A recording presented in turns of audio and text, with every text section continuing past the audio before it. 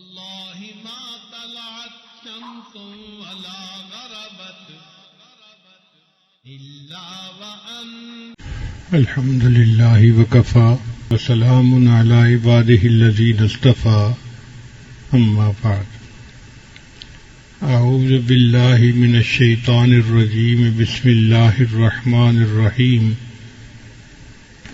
سنريهم آياتنا في الآفاق وفي أنفسهم حتى يتبين لهم أنه الحق سبحان ربك رب العزة عما يصفون وسلام على المرسلين والحمد لله رب العالمين اللهم صل على سيدنا محمد وعلى آل سيدنا محمد وبارك وسلم. کئی چیزوں کو انسان اپنی آنکھوں سے دیکھتا نہیں مگر نشانیوں سے پہچان جاتا ہے کہ معاملہ کیسے ہے. ایک آدمی گھر بند کر کے کہیں سفر پر گیا، جب واپس آیا تو دیکھا کہ کمرے کے دروازے کھلے ہوئے تھے، جو بیگ تھے وہ مسنگ تھے اور جیولری اس میں سے غائب تھی. آنکھ سے اس نے کچھ نہیں دیکھا، لیکن ان نشانیوں سے وہ سمجھ گیا کہ میرے گھر چوری ہو گئی ہے. بلکہ کس راستے سے چور آیا وہ یہ بھی پہچان لیتا ہے کہ جی باہر کا دروازہ بند تھا تو لگتا ہے کہ چور چھت سے نیچے اتر کے آیا ہے. اب کون چور ہے اس کے لیے پاؤں کے نشانات دیکھے جاتے ہیں، اور ایسے لوگ ہوتے ہیں جو پاؤں کے نشانات کو پہچانتے ہیں، وہ چور کو واک کروا کے پہچان لیتے ہیں کہ اتنے بندوں میں سے یہ چور ہے. چنانچہ حدیث مبارکہ میں آتا ہے کہ جب نبی علیہ السلام نے ہجرت فرمائی تو مکہ کے لوگوں نے نبی علیہ السلام کو تلاش کیا، تو انہوں نے قدموں کے نشان جاننے والے ایک بندے کو بلایا، اور وہ بندہ ان کو مکہ مکرمہ سے نشانات دیکھ کر غار ثور کے دروازے اوپر لے کے آیا. اس نے کہا جی کہ یہاں تک پاؤں کے نشانات آتے ہیں، آگے پتہ نہیں. اب پہلی بات تو یہ تھی کہ وہ اگر یہاں تک آتے ہیں تو غار کے اندر بندہ ہونا چاہیے، مگر اللہ تعالیٰ نے غار کے دروازے پر ایک مکڑی کو جالا بنانے کا حکم دے دیا، اور ایک کبوتری نے اس میں انڈے بھی دے دیے. تو ان کفار نے جب دیکھا اس کے دروازے پر تو جالا لگا ہوا ہے، کبوتری نے انڈے دیے ہوئے ہیں، اس کا مطلب ہے کہ کوئی بندہ اس کے اندر داخل نہیں ہوا. سیدنا صدیق اکبر فرماتے ہیں کہ وہ لوگ اتنا قریب تھے کہ ہم ان کی آوازیں سن رہے تھے اور ان کے قدموں کو دیکھ رہے تھے. اگر وہ جھک کے دیکھتے تو شاید ہم تک ان کی نگاہ پہنچ جاتی، مگر اللہ نہیں چاہتے تھے، لہذا وہ نبی علیہ الصلوۃ والسلام کو نہیں دیکھ سکے. تو قدموں کے نشان سے اور باقی نشانیوں سے انسان معاملے کی حقیقت تک پہنچتا ہے. اب اللہ تعالیٰ اس کائنات کے خالق اور مالک ہیں، ہم ان کو آنکھ سے دیکھ نہیں سکتے، کان سے ان کی آواز سن نہیں سکتے، وہ ہمارے فہم و ادراک سے بھی بلند و بالا ہے، مگر نشانیوں سے اللہ کو پہچانا جا سکتا ہے. جو آیت مبارکہ قرآن مجید کی تلاوت کی گئی، اللہ تعالیٰ ارشاد فرماتے ہیں سنریہم آیاتنا، ہم ان کو عنقریب دکھائیں گے اپنی نشانیاں. فی الآفاق، آفاق کہتے ہیں جو انسان کے باہر کا جہان ہے. وفی انفسہم، اور ان کے اپنے اندر بھی. حتی یتبین لہم انہ الحق، حتیٰ کہ ان کے اوپر حق جو ہے وہ کھل کر واضح ہو جائے گا. اب یہ بات کی جا رہی ہے 1400 سال پہلے، جب سائنس کی بنیاد ہی نہیں پڑی تھی، دنیا ڈاکٹری کو نہیں جانتی تھی، سائنسی ترقی بالکل نہیں تھی۔ اس وقت قرآن مجید نے ایسی باتیں بتائیں جن کو آج کی سائنٹیفک دنیا تسلیم کرتی ہے، تو یہ اللہ تعالیٰ کی قدرت کی نشانیاں ہیں۔ قرآن مجید صداقتوں کا مجموعہ، سچائیوں سے بھری ہوئی جماعت، ultimate realities of the universe, اللہ نے کائنات کی صداقتوں کو قرآن میں اکٹھا کر دیا ہے۔ قرآن مجید میں اللہ تعالیٰ فرماتے ہیں کہ ہم نے زمین اور آسمان کو پیدا کیا، تم ذرا آنکھ اٹھا کر دیکھو، حل تری من فطور، تمہیں زمین و آسمان کی پیدائش میں کوئی کمی نظر آتی ہے، کوئی نقص نظر آتا ہے؟ اور فرمایا کہ اگر ایک دفعہ نظر نہیں آتا تو دوبارہ آنکھ اٹھا کے دیکھو، فرجع البصر کرتین ينقلب الیک البصر خاسئا وحسیر، تمہاری نگاہ ناکام واپس لوٹے گی اور تمہیں میری تخلیق میں کوئی کمی نظر نہیں آئے گی۔ اب اللہ نے ایسی کائنات کو بنایا جس میں کوئی کمی ہے ہی نہیں، اور آج اتنا عرصہ گزر گیا، کوئی پوائنٹ ایسا نہیں جہاں انسان یہ کہہ سکتا ہو کہ جی کائنات میں یوں ہونا چاہیے تھا اور یوں ہے، غلطی ہو گئی، گنجائش ہی نہیں ہے، چونکہ اللہ نے پرفیکٹ سسٹم بنایا ہے۔ اللہ تعالیٰ ارشاد فرماتے ہیں قرآن مجید میں، خلق الارض فی یومین، اللہ نے زمین کو 2 دن میں پیدا کیا۔ تو زمین کی پیدائش 2 دن میں ہوئی، پھر اللہ نے اس کے اندر برکت رکھی، فی 4 ایام، 4 دنوں کے اندر، یعنی کل زمین آسمان کی پیدائش میں 6 دن لگے، 2 دن زمین کو پیدا کرنے میں اور 4 دن اس کے اندر برکتیں رکھنے میں، زمین کے اندر کیمیکل کا تناسب متعین کرنا، اس میں سونے کی کانیں، کاپر کی کانیں، کوئلے کی کانیں، پتھر ہیں، پہاڑ ہیں، ہیرے جواہرات کے خزانے ہیں، اللہ نے اس میں 4 دن لگائے اس کو بنانے میں۔ اور کیسا اللہ نے بنایا یہ سسٹم کہ آج اربوں خربوں سال گزر گئے ہیں زمین کو بنے ہوئے، سبزیاں اگتی ہیں، درخت اگتے ہیں، پھل اگتے ہیں، زمین کے نمکیات میں کوئی فرق نہیں آیا۔ ایسا کبھی نہیں ہوا کہ جی فلاں جگہ اب پوٹاشیم ختم ہو گیا ہے لہذا وہاں پر اب درخت نہیں اگ سکتے۔ کوئی سال 2 سال کی بات نہیں، اربوں خربوں سال۔ سائنس کے حساب سے زمین 15 ارب سال پہلے بنی، تو 15 ارب سال سے اس کے اوپر درخت اگ رہے ہیں، مگر اللہ نے جو کیمیکل ہیں ان کا تناسب ایسے رکھا ہے کہ اس میں آج تک کوئی کمی نہیں۔ کوئی نہیں کہہ سکتا جی کہ نائٹروجن ختم ہو گئی لہذا اب پودے جو ہیں وہ اپنا پھل نہیں دے سکتے، یا پودے اپنا پھول نہیں دے سکتے، ایسا ہرگز نہیں ہے۔ اللہ کتنا بڑا ہے جس نے زمین کے اندر تناسب کو اتنا اچھا بنایا کہ آج اربوں سالوں کے بعد بھی زمین کے اوپر پھل اگتے ہیں، سبزیاں اگتی ہیں اور زمین کاشت کے قابل ہے۔ پھر اللہ تعالیٰ نے بارش کا ایک نظام بنایا، سمندر کے اوپر سے پانی بخارات بن کے اڑتا ہے اور بادلوں میں جاتا ہے، اور بادل اس پانی کو لے کر پہاڑوں کے اوپر آتے ہیں،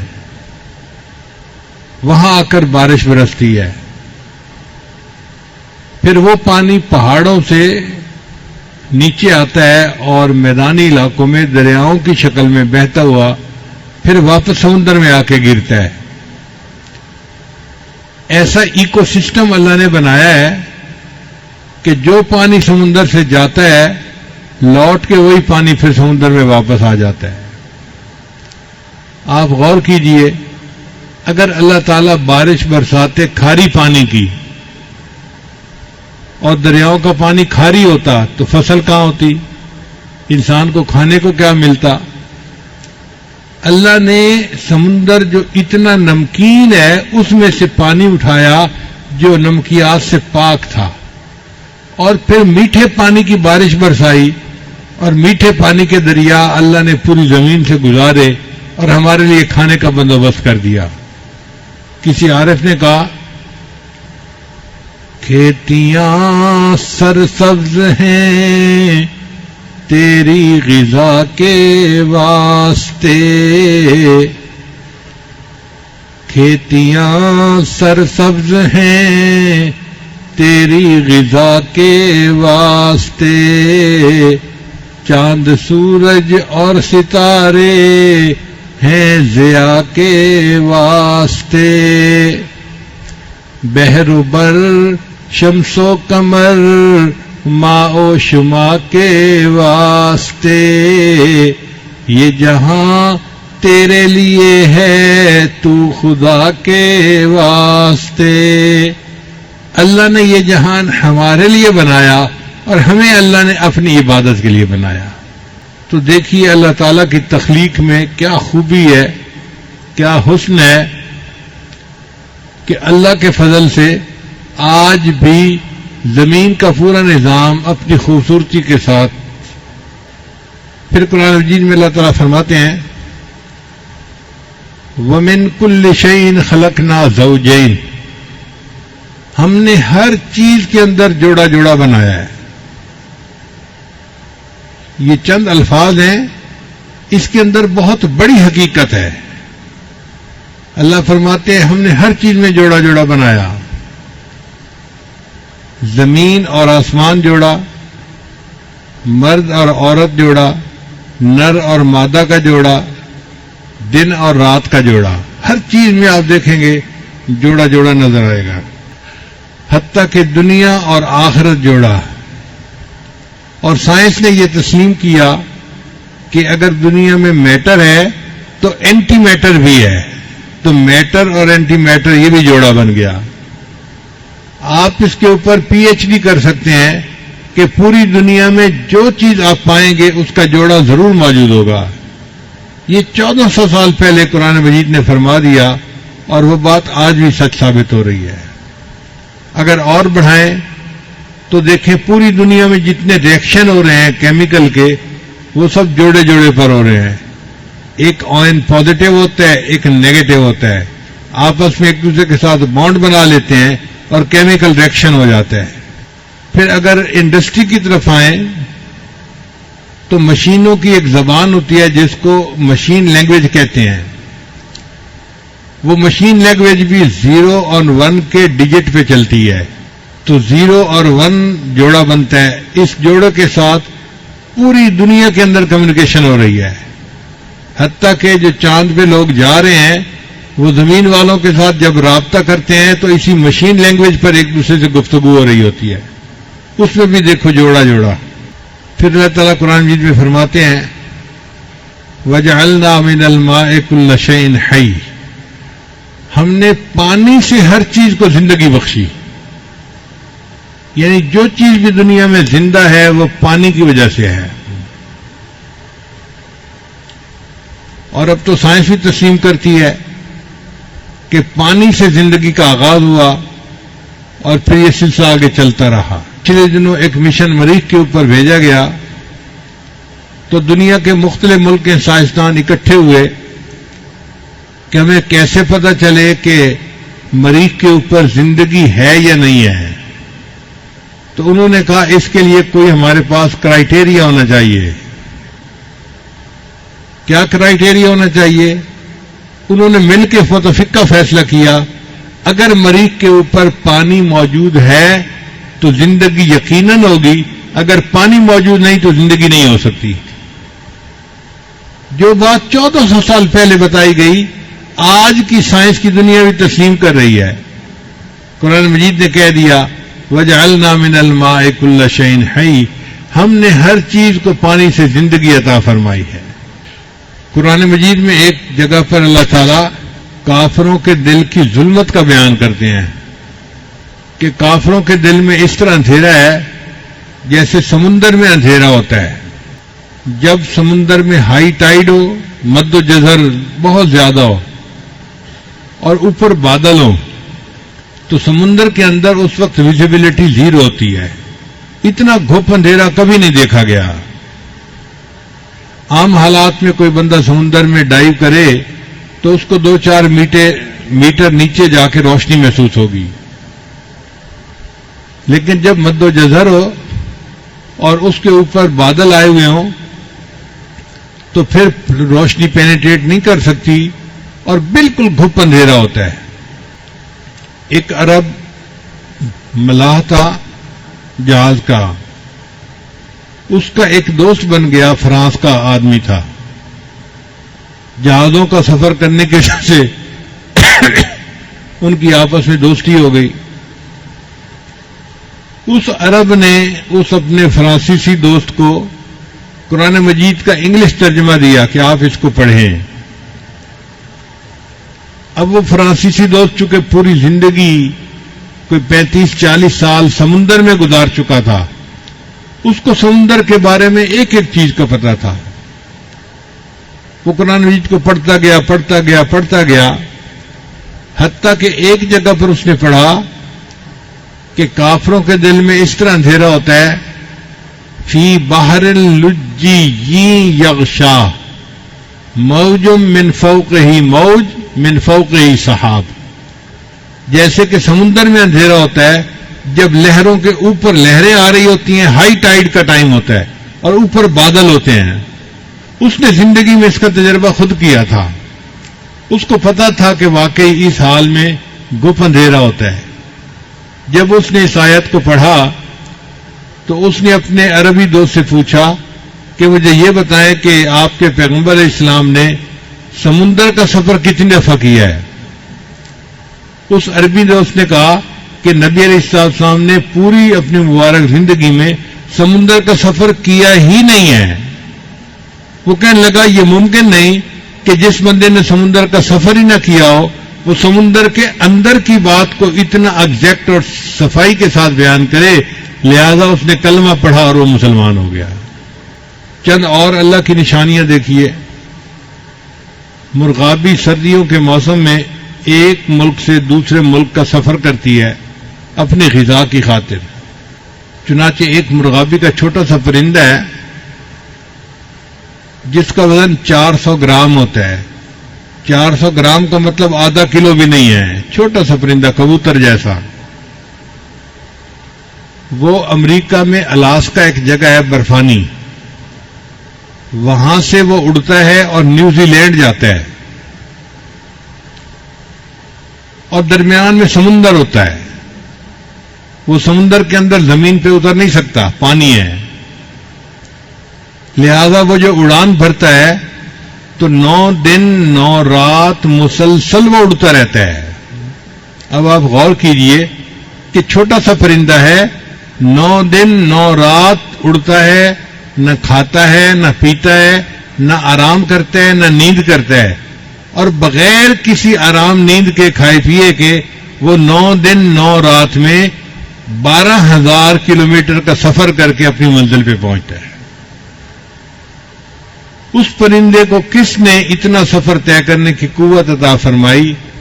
اللہ نے عطا فرمائی. چنانچہ گدھ ایک پرندہ ہے، تو افریقہ میں ایک گدھ پائی جاتی ہے، اس کا نام ہے رفیل گریفن. یہ گدھ اڑتی ہے اور 37,000 فٹ کی بلندی پہ جاتی ہے. 37,000 فٹ کی بلندی پہ چلی جاتی ہے. وہاں پہ سرد ہوا کی لہریں ہوتی ہیں. یہ ان لہروں کے درمیان اپنا سفر کرتی ہے اور اپنی منزل پہ پہنچ جاتی ہے. وہاں پہ ٹیمپریچر -50 ڈگری سینٹی گریڈ ہوتا ہے. 0 پہ تو برف جمتی ہے، تو -50 ڈگری سینٹی گریڈ پہ تو پتہ نہیں کیا کچھ جم جائے. یہ اس ٹیمپریچر پہ جا کے پھر اپنے سفر کرتی ہے اور اتنی بلندی پہ آکسیجن 10% رہ جاتی ہے. جو لوگ پہاڑوں پہ چڑھتے ہیں وہ 15-20 ہزار فٹ کی بلندی پہ جاتے ہیں تو آکسیجن وہاں پہ 10% رہ جاتی ہے، 100 میں سے 10%. تو ان کو سلنڈر اپنے ساتھ لے کے جانے پڑتے ہیں. وہ اوپر جا کے سانس سلنڈر سے لیتے ہیں. اگر سلنڈر سے سانس نہ لیں تو دم گھٹ کے مر جائیں وہ.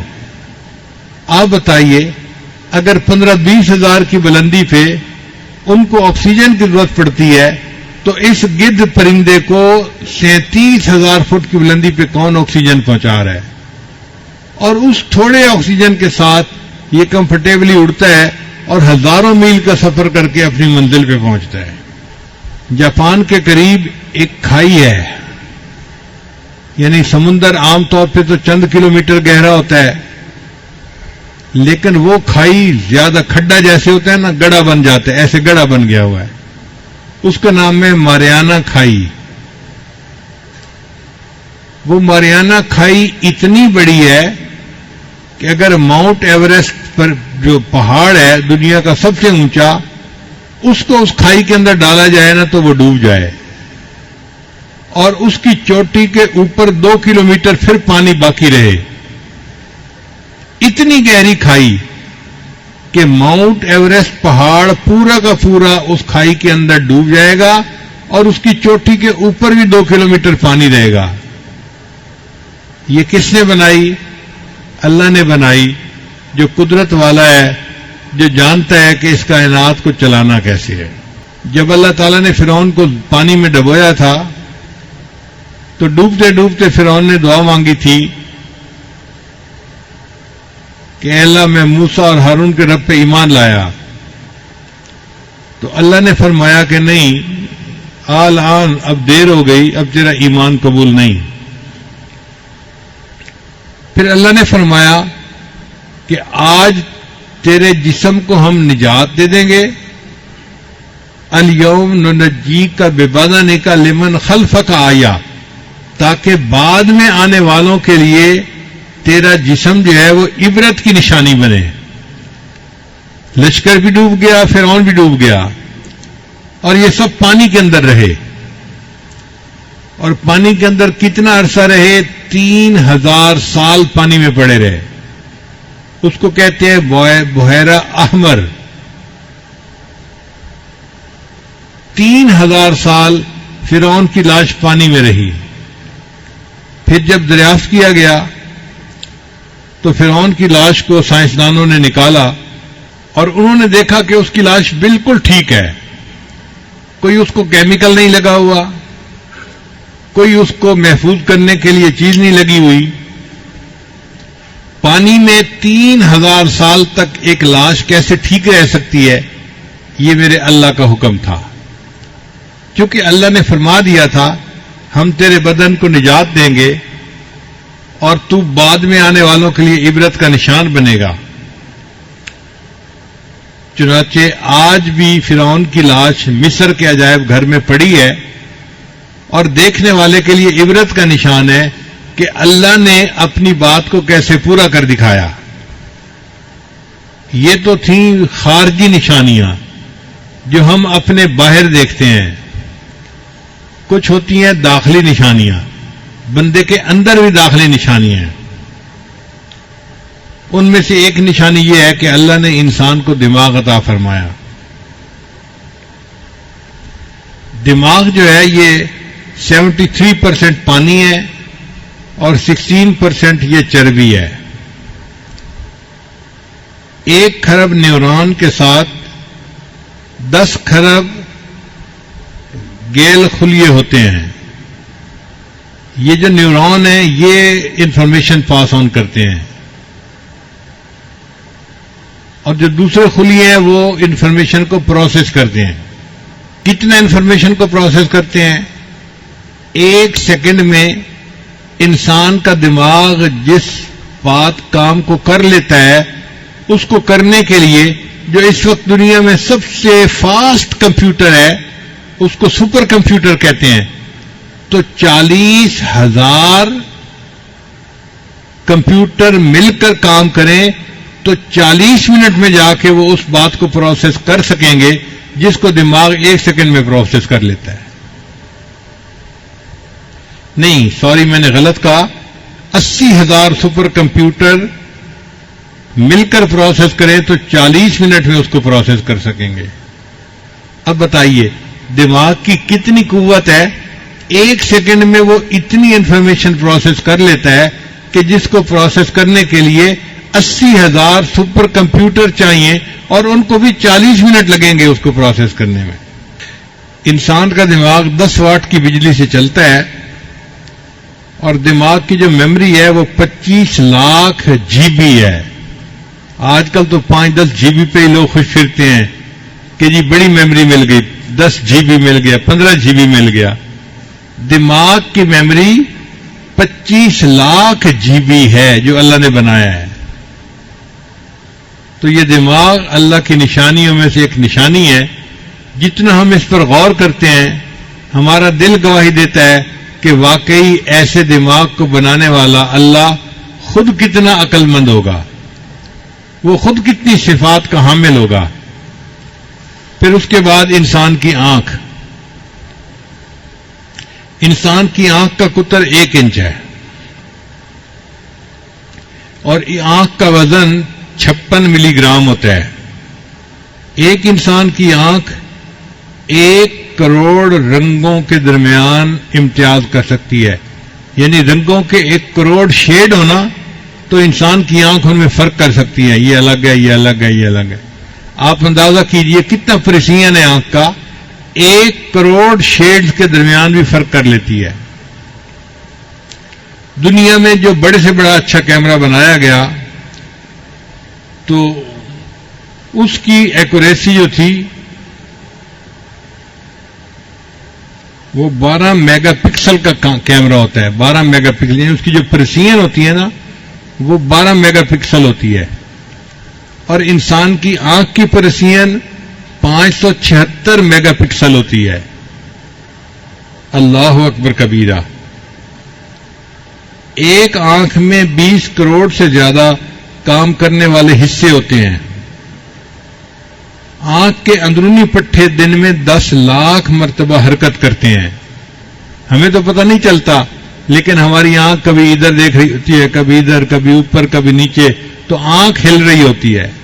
تو سائنسدانوں نے کہا کہ آنکھ کے اندر کے جو پٹھے ہیں وہ ایک دن میں 10 لاکھ مرتبہ حرکت کرتے ہیں اور آنکھ تھکتی نہیں ہے کہ جی اب میری آنکھ تھک گئی ہے میں بند کر کے پڑا ہوا ہوں. اتنی حرکت کرنے کے باوجود بھی آنکھ جو ہے وہ اپنی حرکت کے لیے موجود ہوتی ہے, فریش ہوتی ہے. انسان کی انگلی کے جو نشانات ہیں نا ان میں 40 کریکٹر ہیں جن سے بندے کو پہچانا جاتا ہے. یہ اس بندے کی انگلی ہے, یہ اس بندے کی 40 کریکٹر ہیں. اور انسان کی آنکھ میں 256 کریکٹر ہوتے ہیں جو ایک دوسرے سے مختلف ہوتے ہیں. اسی لیے سیکیورٹی میں انگلی سے پہچان کرنے کی بجائے آنکھ سے پہچان کرنے کا طریقہ زیادہ مقبول ہے. آج کل بیرون ملک کا جب سفر کیا جاتا ہے نا تو کئی جگہوں پہ تو انگلی کے نشان لیتے ہیں اور کئی جگہوں پہ آنکھ کا فوٹو لیتے ہیں. تو بندہ حیران ہوتا ہے جی آنکھ کا فوٹو کیا لیں گے. آنکھ میں 256 کریکٹر ہوتے ہیں جس کی وجہ سے ایک بندے کی آنکھ کو دوسرے کی آنکھ سے پہچاننا بہت آسان ہوتا ہے. ایک لمحے میں پہچان ہو جاتی ہے یہ بندہ اور ہے اور یہ بندہ اور ہے.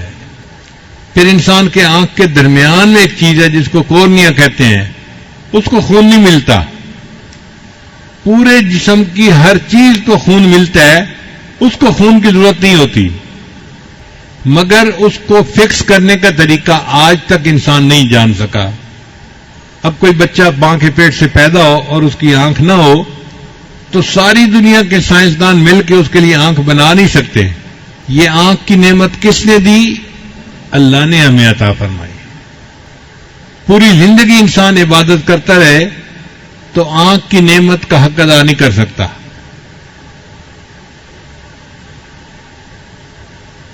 یہ کتنی بڑی نعمت ہے کہ ہم اپنی آنکھ سے اللہ کے گھر کو دیکھتے ہیں, نبی اسلام کے روضہ انور کو دیکھتے ہیں, اللہ کے قرآن کو دیکھتے ہیں, اللہ والوں کو دیکھتے ہیں, ماں باپ کو دیکھتے ہیں, اپنے پیارے بچوں کے چہروں کو دیکھتے ہیں.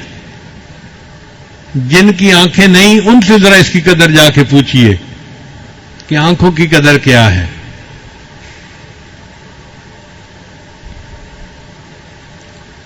تو یہ آنکھ بھی اللہ کی نشانیوں میں سے ایک نشانی ہے. پھر ایک اور نشانی ہے انسان کا دل. انسان کا دل پٹھوں کا ایک پمپ ہے جس کو اللہ نے بہت مضبوط بنایا ہے. یہ انسان کے سینے میں چھاتی میں لیفٹ سائڈ پر ہوتا ہے. اس لیے انسان کے 2 پھیپھڑے ہوتے ہیں, ایک رائٹ سائڈ کا ایک لیفٹ سائڈ کا. تو لیفٹ سائڈ کا پھیپھڑا تھوڑا سا چھوٹا ہوتا ہے بنسبت رائٹ سائڈ کے پھیپھڑے کے. وہ اللہ نے چھوٹا اس لیے بنایا کہ دل کو جگہ مل سکے اپنی حرکت کے لیے.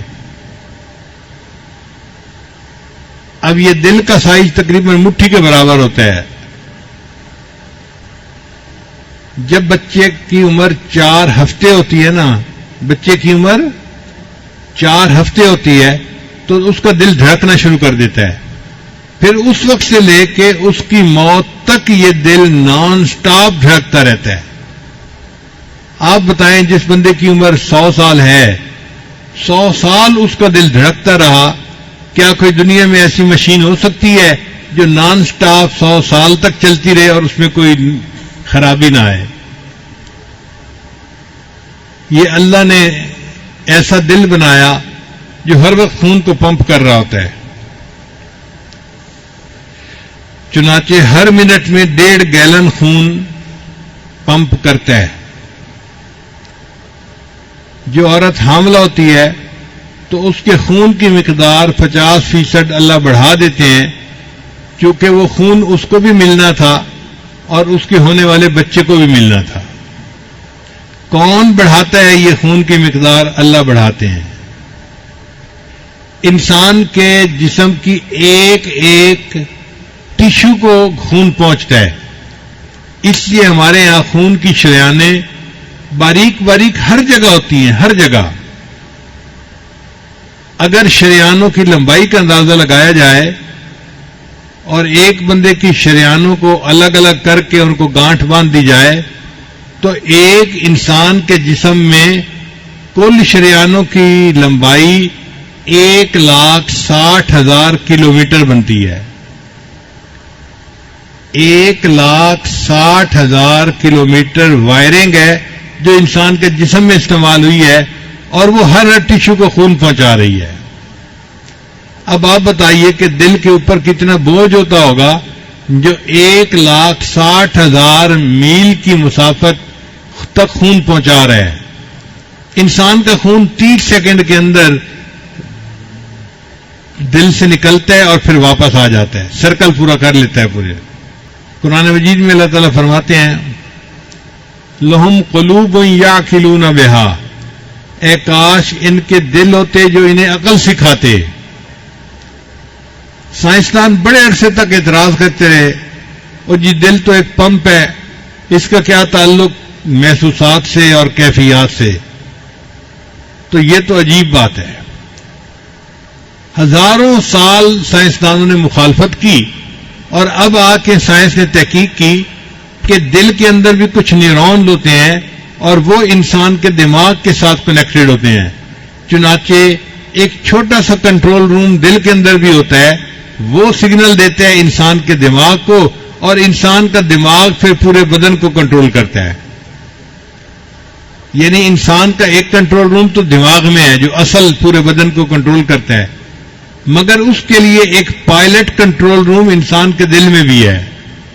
جو دل میں کیفیت ہوتی ہے دماغ اسی کے بارے میں سوچتا ہے اور اسی کے بارے میں دماغ پروسیس کرتا ہے. 1400 سال پہلے جب دنیا نہیں جانتی تھی, اللہ نے اس وقت فرمایا ان کے دل ہوتے جو انہیں عقل سکھاتے. اور آج اس موسٹ ماڈرن سائنٹیفک دنیا میں انسان نے مان لیا کہ واقعی انسان کا دل انسان کے دماغ کو کنٹرول کرتا ہے. تو یہ اللہ تعالیٰ کی قدرت کی نشانی ہے, انسان کے اندر بھی اور انسان کے باہر بھی. اس کے علاوہ انسان کی کڈنیز میں کیا کچھ ہے, انسان کے پھیپھڑوں میں کیا کچھ ہے. اگر یہ ساری تفصیل کرنے لگ جائیں تو بات بہت لمبی ہو جائے گی اور وقت ہو چکا. تو اللہ نے فرمایا تم ان قریب دیکھو گے نشانیاں, باہر میں بھی اندر میں بھی, حتیٰ کہ تمہارا دل گواہی دے گا کہ یہ بات 100% سچ ہے. اور آج واقعی ہم جب ان نشانیوں کو دیکھتے ہیں تو ہمارا دل گواہی دیتا ہے کہ ان چیزوں کو بنانے والا کوئی پروردگار ہے جو بہت سمجھدار عقل مند ہے، جس نے کائنات کو ایک اچھے انداز سے بنایا. سائنسدان اس کو کہتے ہیں انٹیلیجنٹ ڈیزائن، کہ جو کائنات کا ڈیزائن اللہ نے کیا ہے نا وہ بڑا ہی عقل مندی کا ہے. آپ دیکھیں سورج زمین سے کتنے فاصلے پر ہے. اگر روشنی سورج سے چلے زمین پر آنے کے لیے تو اس کو 2 منٹ لگتے ہیں، جبکہ روشنی ایک سیکنڈ میں 1,86,000 میل کا سفر کرتی ہے. 1 سیکنڈ میں 1,86,000 میل کا سفر کرنے کے لیے کرنے والی تیز رفتار روشنی سورج سے زمین پر آنے کے لیے 2 منٹ لیتی ہے. اگر یہ سورج کا فاصلہ آدھا ہوتا تو زمین پہ اتنی گرمی ہوتی کہ ہر چیز جل جاتی. نہ کوئی درخت ہوتا، نہ فصلیں ہوتی، نہ پھل ہوتے، نہ انسان ہوتا.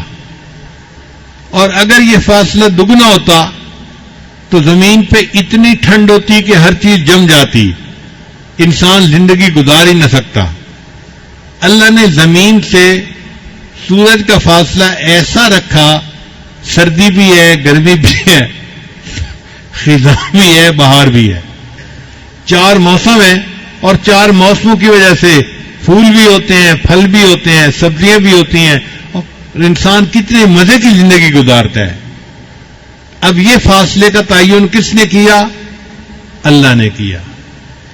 تو اللہ فرماتے ہیں کہ ان قریب تم دیکھو گے نشانیاں آفاق میں بھی اور اپنے اندر میں بھی، حتیٰ کہ تمہارا دل گواہی دے گا کہ اللہ سچ ہے، اس کائنات کو بنانے والا اللہ ہے.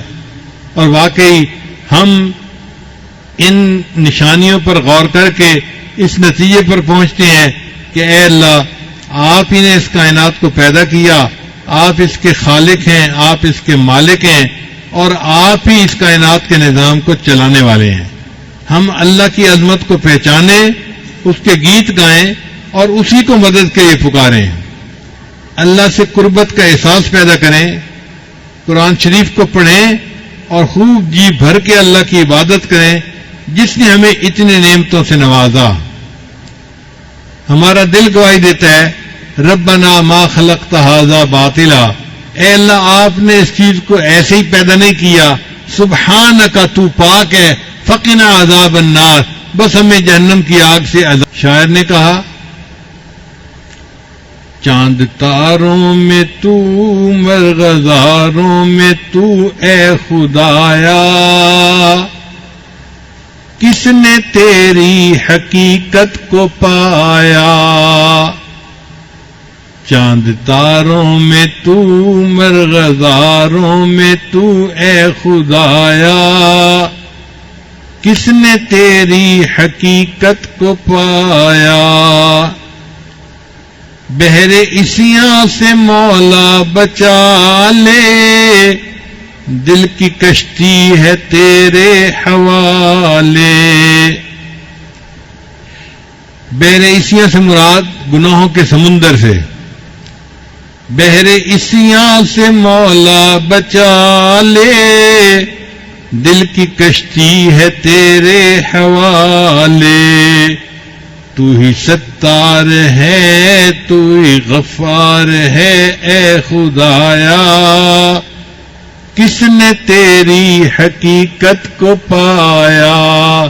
اللہ تعالی ہمیں اپنی معرفت عطا فرمائے اور پوری زندگی اللہ کی بندگی والی زندگی ہمیں عطا فرمائے. وآخر دعوانا ان الحمد للہ رب العالمین.